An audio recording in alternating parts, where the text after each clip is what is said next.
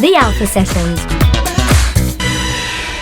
Hi there, we're Alpha Sessions, and today I'm on air with a brilliant artist from the US. Her name is Gabriella Salvucci. Gabriella, hi, welcome. Hi, thank you so much for having me.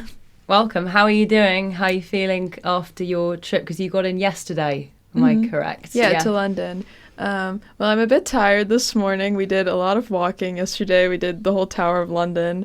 And we saw the Mousetrap last night, which was really fun. Amazing. So just been taking in all the sights. Yeah, all the sights and sounds. And you're going to Abbey Road today. Yeah, before I'm playing at the Camden Club tonight. So we're going to go to Camden and do all of that stuff. Amazing. Too. You're going through like the full gamut of London music history.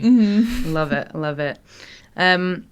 You are going to be playing us 3 tracks, all of yours, which I can't wait to ask you about, off your album Peace Offering. You started young. You've signed to Misra Records at 15, so therefore we're even younger when you first started writing. How did you first start exploring your creativity? Did you write poetry first, or did you pick up an instrument, or is it always the whole thing's just made sense to you? Or well, whenever I was a kid, I used to write these, like, I would fold paper and I would write like little books, and I think that's really what started with like the whole storytelling aspect of everything. And also just my parents, like, no one in my family is a musician really, but they're just music obsessed, and we just go to so many concerts, and I think I was just always surrounded by music as a kid. And then I started playing piano when I was like 7, and then like the school band, and I did all of that stuff. And then I think I was like 13 when I went to a music camp where I got to record for the first time and just see the whole process of like making a song start to finish. And that's sort of where I realized like this is what I want to do. Yeah. And then just did it for like 2 years, and then I actually released a song I recorded at that camp, and that's what got me noticed by. That gives me Maggie Rogers vibes straight away, which I think I can hear. I don't know if this is true for you, but I can hear little kind of influences of certainly like the country Americana. The storytelling is laced throughout, like all your lyricism. Even the production that you use is kind of a pared back vibe to really allow like your voice and the story to come through. There's nothing really like distracting the listener. It all just like supports it really beautifully. Thank you. Yeah, I get that straight away from your work. Before this album, you recorded an EP, and that was in 2021. Yeah. So that was just shortly post-pandemic times.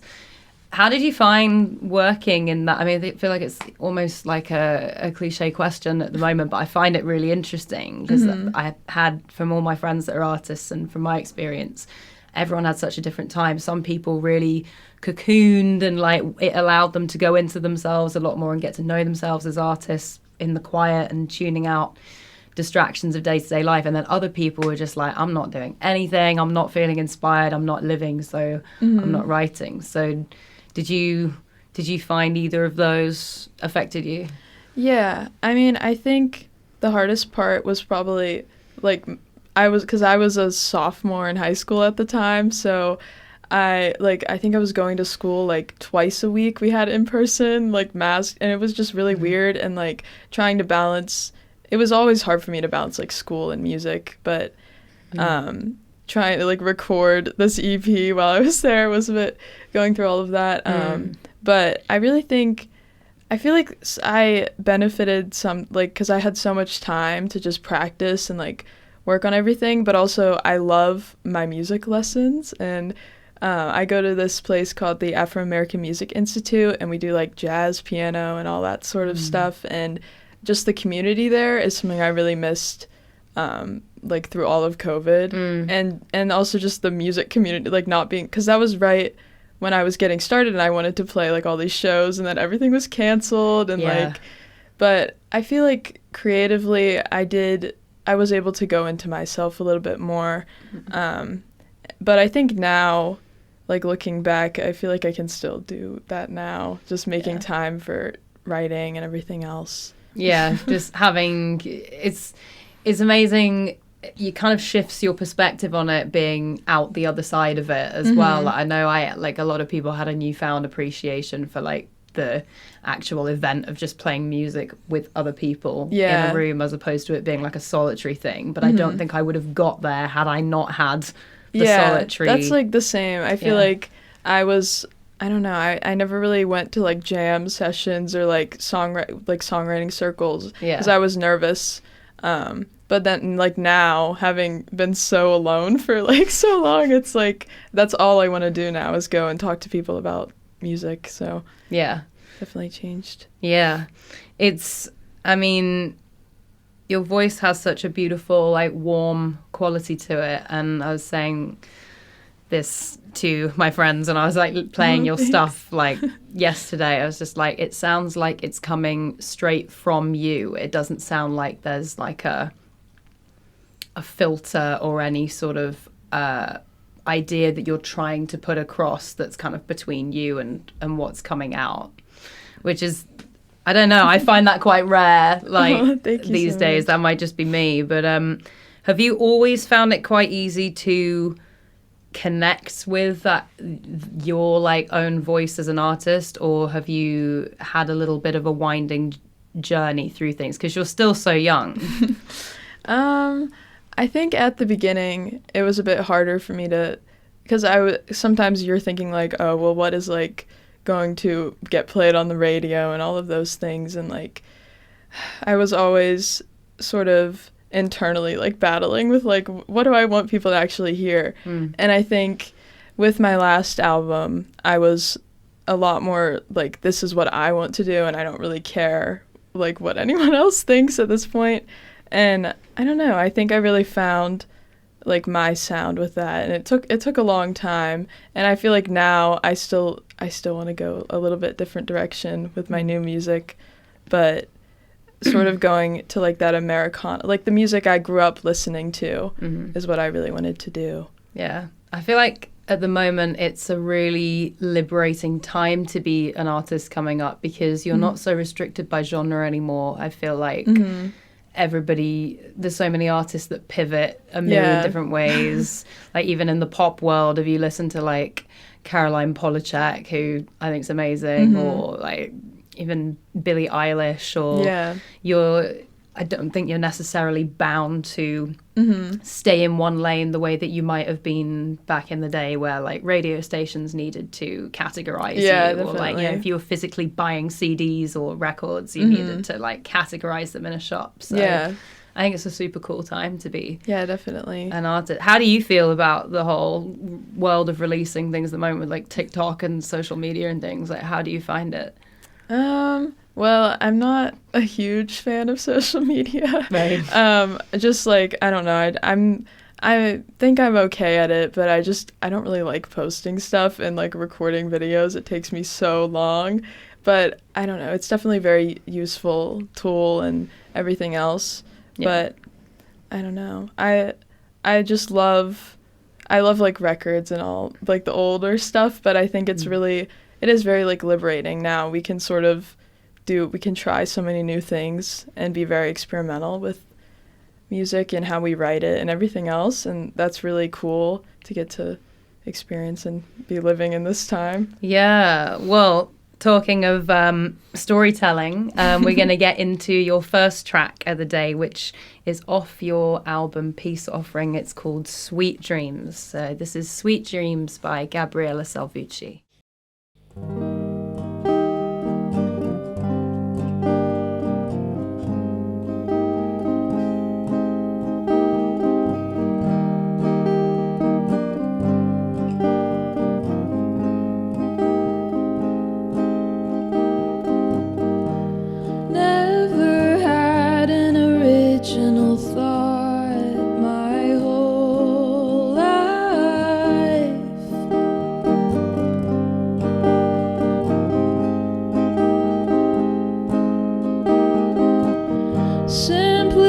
Comprised of parts of him and her, them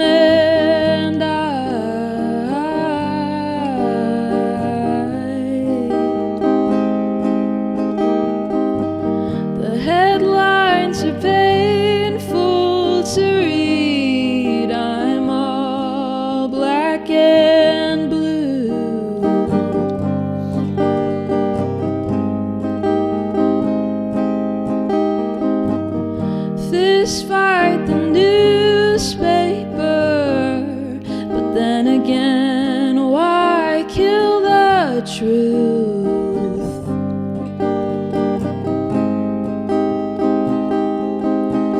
The city that never sleeps won't wish me sweet dreams.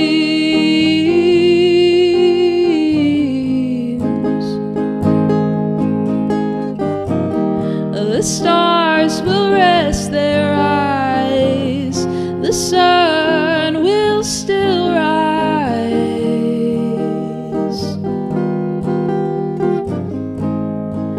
If I get no sleep tonight,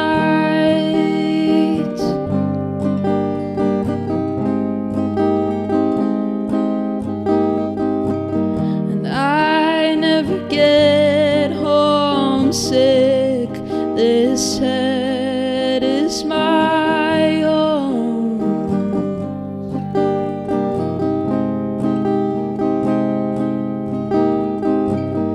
There's nothing to miss when it never leaves me alone.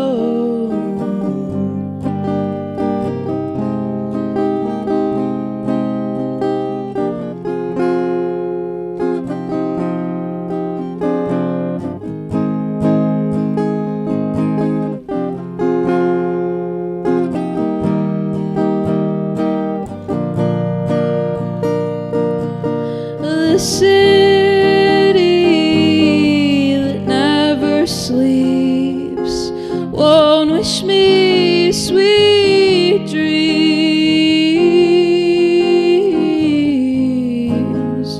The da da da da da da. The stars will rest their eyes, the sun will still rise.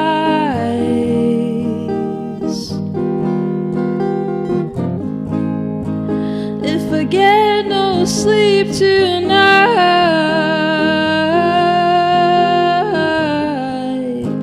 if I get no sleep tonight,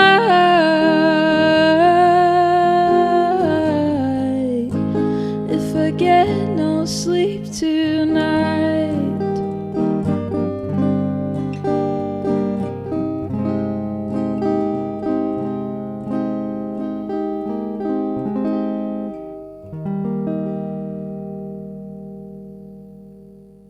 The Alpha Sessions. That was Sweet Dreams by Gabriella Salvucci off her album Peace Offering. Such a beautiful track. I want to jump straight into the lyrics that stood out to me the most of this one. The story of the song, to me, reminded me of living in a busy brain that's going 102 miles an hour, filtering in a lot of how you're perceived from the outside versus like how you perceive yourself. Mm-hmm. And the second verse especially say like that, it says headlines are too painful to read, I'm all black and blue, fist fight the newspaper, but then why kill the truth? I was like like mic drop. as soon as you came in with that, it's just like, I think that's really beautiful. Can you just take me through a bit of the story of the song a little bit? Yeah. It's actually a little bit funny because I was leaving. I went to see Phoebe Bridgers, and so I was leaving the concert, and I pulled out my phone and I just started like writing this stuff because I was sort of thinking like, oh, I love like her music so much, and it was sort of this like jealousy, I think, like I'm never gonna write a song as good as this, which is like something I definitely battle with. Yeah, that's real. Like the songs I wish I'd written. Yeah. So I was like, I just started writing about like what you basically exactly how you described it, like that feeling of being like trapped in your head, and so, I don't know. And I was walking around the city at night, so that's sort of where all like the city skyline, like all of that came from. Yeah. There's even that last line where fist fight the newspapers, but why kill the truth? And it's like this idea of what is the truth? Because traditionally when you think of like newspapers, you have like, you know, press, fake news. Yeah. And then you're like, is there some element of truth within the lies that I'm sort of believing about myself, or Yeah. like, is this all it's such a, I don't know, especially in the world of like social media, like we were saying before, Yeah, and there's so much pressure on you to be like, this is me, and to make things really simple for the algorithm, you have to be like, am I funny? Do I inform people? Pick one and do just that. Yeah. And basically, like, there's that phrase, isn't there? Like, we all contain multitudes, and in some ways, maybe you're freer with genre, but you're more condensed in how you put yourself across. Yeah. I don't know, would you agree with that? Yeah, or? I think so. I think it's just been hard for me to, like, I'm finding my musical identity and also just my, like, regular who I want to be as a person. And it's sort of, or, like, how I want people to see me, like, my physical appearance and the whole, like, aesthetic. Like, you have to be aesthetic on Instagram, and it's like, what do I actually want people to see? Yeah. So I think that is definitely something I battle with, and sort of what I wrote the song about too. Yeah, it's definitely a real thing. I do think it's cool how you have got artists though that are a bit more realistic with how they feel about having to be like content creators as well as being songwriters and musicians. Like, there's an artist called Nina Nesbitt, who's a British artist who's really down to earth about that kind of thing. I feel like Lizzie McAlpine is another one who actually your voice reminds me a little bit of. I think she's brilliant, but I think she took some time off recently, I think, because I think it's such a, there is a lot of expectation around you know, how you put yourself across. And because, I mean, you're signed to Misery Records, do you have quite a lot of input over how you put yourself across on your socials, or do you kind of work with like your management from them quite a bit, or how does it work for you? I mean, it's pretty much in my hands, I think, and they always give me advice and everything, but I sort of just get to pick, like, what I want to do with all the social side of stuff, but yeah. Yeah, amazing. Well, we're going to get into your second track now, which is the title track from your album called Peace Offering. Can you take me through the story of the song just briefly before we get into it? Yeah, so I wrote this song not because my older sister was getting married, but because she was moving away. Because she came and stayed with us. She's in med school now, but she's like my best friend. So having her like move away again was definitely hard. And I was sort of picturing it from like, I'm this little girl who's like, I don't know. It was an easier story in my mind to like explain to a listener. Yeah. And it's just a special song to me because of being about sisterhood.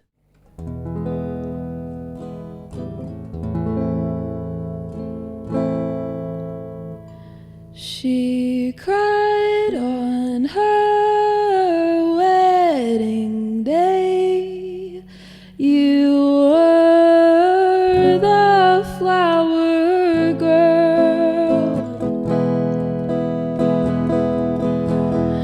afraid she would wilt away like the roses in the church.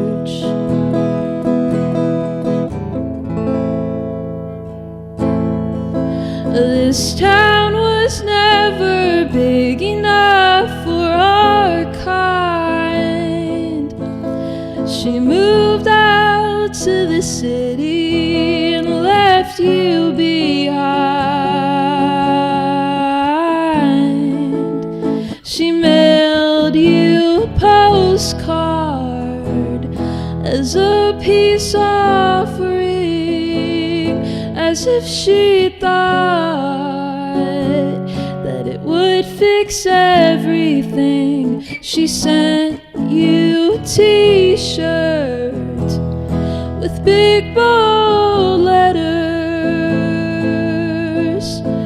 I heart New York City. What a pity it didn't make you feel any better.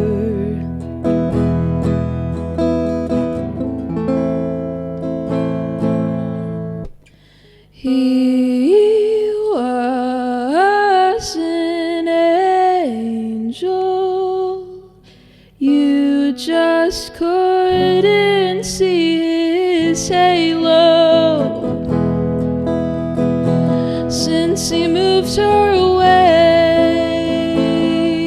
and changed her last name so it didn't match yours. No, not anymore.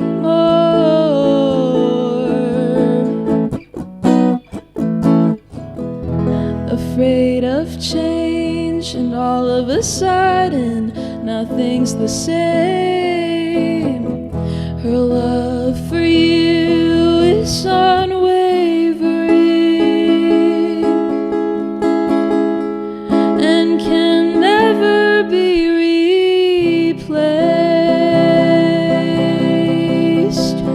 She planted roses in your garden by the swing set, but don't worry, darling, she'll be back before you know it, before you know it.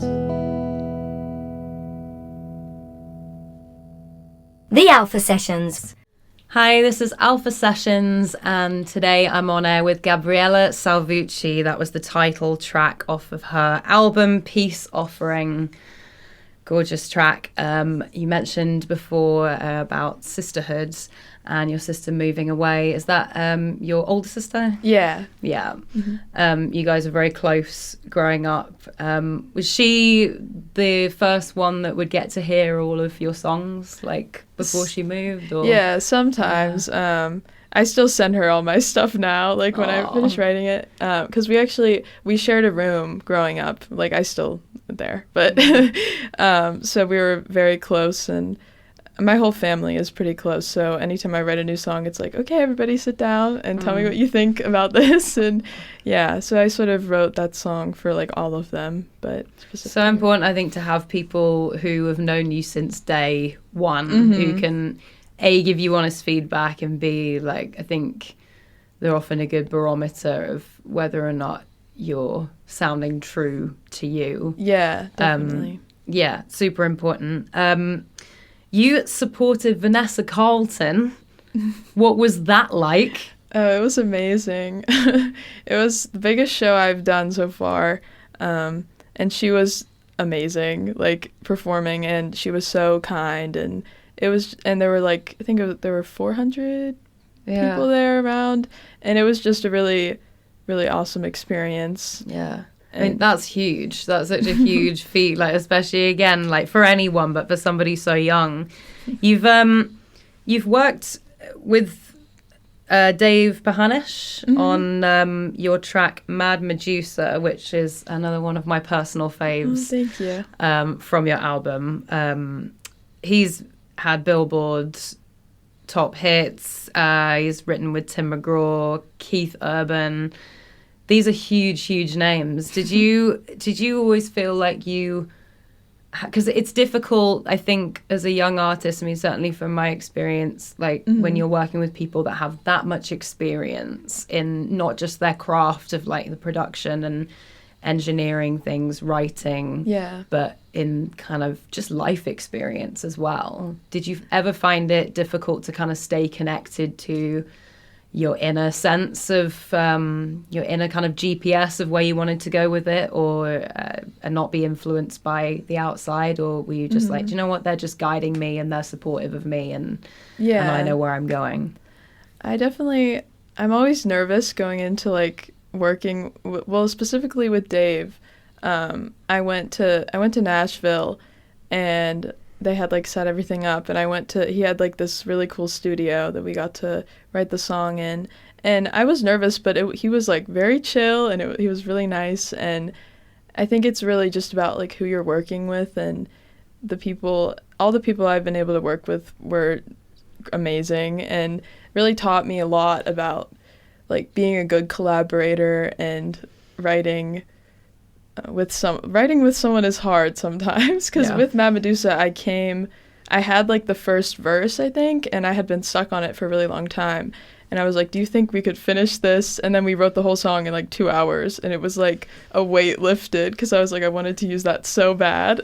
Yeah. And now I have like a whole song, and I really like collaborating, but I don't know. It's definitely trickier than doing it, like writing a song yourself, just because then you have like another person's input, and I'm already very critical of what I'm doing, but it's also, I don't know, I feel like some of my best ideas have happened like when I'm writing with other people, or like after I've written with other people. Yeah. So. And maybe it creates a little bit of distance between you and the thing that you're making, because it's I mean, it's impossible to not be attached to it and be really closely identified with it, because especially the kind of music you're not writing really like concept records, or like you're not writing for other artists. This very much, you can tell from the lyrics, like is from your life experiences. So sometimes I feel like it can help if someone else is involved.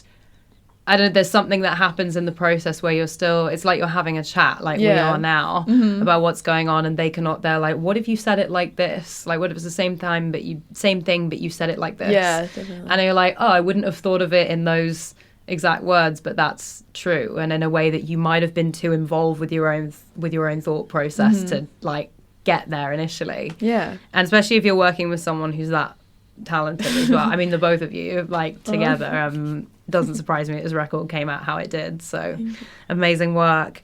For your final track, this is a new one, I believe. The title is Charmer. Yeah. Beautiful. Let's get into it.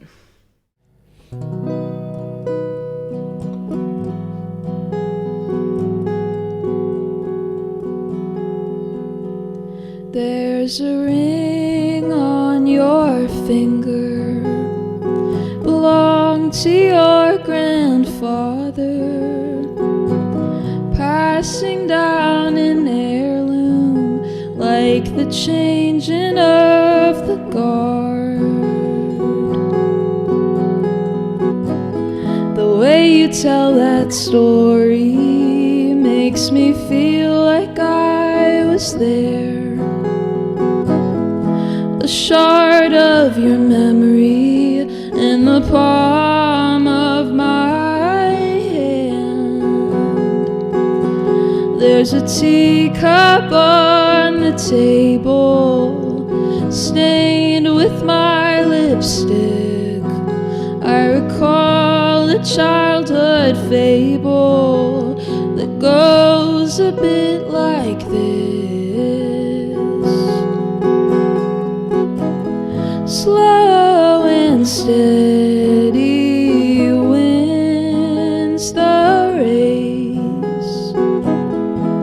I hope you'll love me one of these days. We can sit on the sofa for a while, just mulling it over. Heart's getting warmer. I take off my coat of armor. You're such a charmer.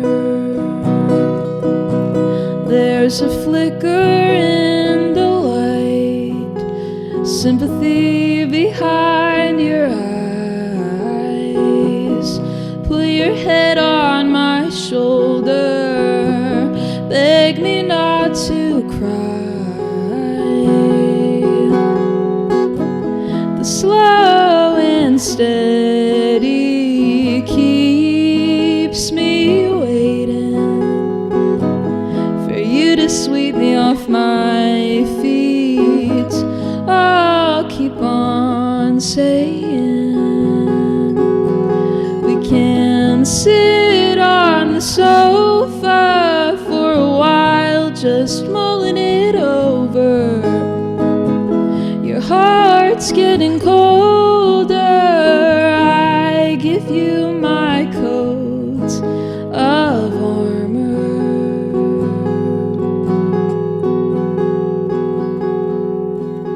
You're such a charmer.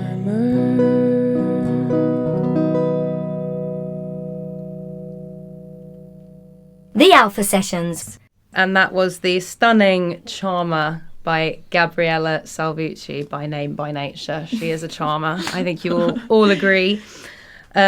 Gorgeous song. Again, really feeling the Lizzie McAlpine, Phoebe Bridgers kind of Americana stylings with the production. It's very pared back. But I don't know if it's something about your voice or the types of the things that you say in your lyrics or the production, probably all three, but it brings through this really fresh, clean quality. There's some real fresh air that sits on top of it, which is really gorgeous to listen to. Thank you. Tell me a little bit about this track. I'm intrigued. Yeah, so I actually wrote this song last month.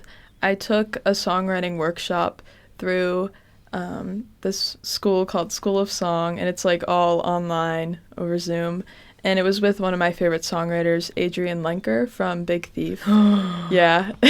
My friend is doing that workshop. Oh my Is gosh. it the online one? Yeah, She's yeah. doing it. She just says it's like unbelievable. Yeah, She's was- amazing anyway, Big Thief. Incredible. Yeah, okay. Yeah, but so we had to, one of the assignments was to write a song sort of using, it was sort of like a format was taken from this song called Far From Me by John Prine. So, and it's sort of like a heartbreak song. So I don't usually write songs like that. And then I sort of ventured into that with this song. And I think my mom said it sounds like a John Prine song a little bit. So I think it definitely was influenced by like this, what I had to listen to write it. But just really fun, like trying to be really detailed with every part of the story. And I had a lot of fun writing it. Yeah, I mean, the melody especially is just like, it's kind of almost got a haunting quality to it, for me anyway. So it's gorgeous to listen to. Thank you. Do you have many exercises that you like to do that can sometimes help you if you're a bit blocked, or like, have you ever done The Artist's Way by Julia Cameron? I don't think so. That's an incredible book. Yeah, I'll It's check that out. basically, it's based on like a 12-step program, Cool. but it's a book that she's written, collected these techniques over like years and years and years and years of being an artist herself, like working with creative people. And apparently it started off as just like a little pamphlet that she was just giving to like 100 of her wow. friends, and then it's blown up to become this like Oh, that's awesome. monster. But it's she basically gives you a few weekly exercises to do. One of the things is to take yourself on an artist date every week, which is just something that you and only you go alone to do, that is purely fun or just that piques your interest. And it can be anything, because you're visiting a part of your hometown that you've never been to before. It can be, I don't know, going to the beach. It could be going to an exhibition, like anything that you've wanted to do, like, I don't know, going to a petting zoo and cuddling some guinea pigs or whatever. Anything that just sparks joy and curiosity. The other thing that she recommends is morning pages. So you wake up first thing in the morning, like as close to when you wake up as possible, and then it's just stream consciousness, continuous writing for 10 minutes. You set a timer. The only rule is that your hand is to not stop moving for that whole time. Do you have any little practices like that you do? I really like the free write, sort of like that, where you set the timer, and then sometimes I write like on a specific topic if I get really stuck. But I don't know. Sometimes it's like I go through like maybe a few weeks where I'm like really blocked and I don't write anything, but then the next week I write like 4 songs in like an hour. So it's like, it's sort of hard for me to even explain the process of it, I guess. But I do think like the free writes really help. Or I've actually written a few songs from like writing haikus, because it's like a really nice size for like a verse, and the amount of syllables and everything. And yeah, it's structured, isn't it? Is it like 5 syllables and then 7 and then 5? I can't remember. Is that it? Yeah. Yeah, so and it's like, because I wrote 1 page of haikus in my notebook, and I've written like 3 songs just based on those. Amazing. So that's definitely something I tell people to try, because it's fun. And yeah, and I journal it like every day, which I think really helps, because then I'm writing about like everything that's happened in my life, and then I can sort of use some of that stuff for songs, or like the way I wrote it, or anything as lines. But do you find things ever get lifted directly from the journals, or is it mainly kind of points, or there might be a few words or a theme or a subject matter that you're like, there's something that I want to explore more, or sometimes do they just come off the page, or is it in the middle? Yeah, probably in the middle. Just like sometimes I'll be writing something and I'm like, oh, I could use this line. Yeah. I feel like I don't write. I'm trying to write more vulnerably, and sort of actually, because usually I have like a story that happened to me, but then I sort of change it a lot, and then it's not really the same. But I feel like the songs I've been writing lately are like things that have actually happened, and it's like very literal, and I don't know, I'm finding some joy in doing that too, and sort of living through moments again. Yeah, I think that's like the beauty of it. There's no one way. There's no one way to do it. I find like, and this is your story, not mine, but I find like when I'm writing, I sometimes I know what's happened in the chronological scheme of things, but I don't necessarily know how I feel about it. Yeah, definitely. Until it's on there, and then I don't know, like I'll be thinking about that thing, and then maybe I'll start playing some chords or something, and then a melody will come out, and I'll be like, oh, these are kind of sad, or these are like way more uplifting, or like weirdly hopeful. And yeah. Like I didn't know I felt that way about it, and then eventually you get to the end and you're looking at all the lyrics on paper, or you're hearing what you've done in the studio, and you're like, oh, okay, well, this is just like must be it then. Yeah, it's a strange and mystical process for sure. Definitely. Thank you so much for coming in and having a chat, and wish you best of luck with the gig and with the tour, and hopefully catch you soon. Yeah, thank you so much for having me. The Alpha Sessions.